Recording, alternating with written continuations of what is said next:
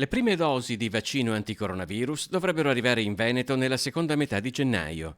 La Regione sta predisponendo il piano di gestione di questa prima tornata, a partire dai soggetti che ne beneficeranno in prima battuta, 171.003 persone cui è stata data priorità.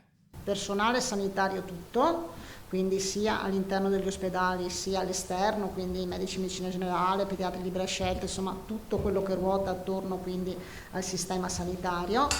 Il sistema delle case di riposo, quindi delle strutture per anziani, operatori e ospiti, le strutture sociosanitarie che noi abbiamo relative ai minori, ai disabili, alla salute mentale e alle tossicodipendenze. In Veneto arriveranno quindi 342.006 vaccini perché le dosi da fare sono due.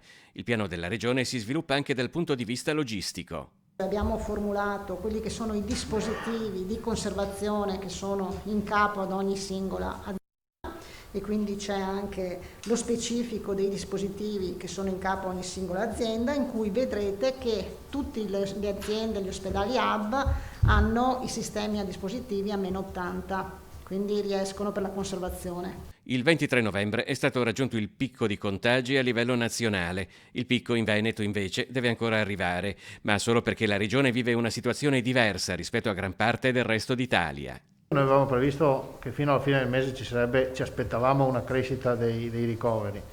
Stiamo andando verso la fine del mese, tenete presente che a livello nazionale abbiamo quasi tutte le regioni che sono arancioni o rosse, quindi con restrizioni ben maggiori rispetto a quelle che ci sono in Veneto.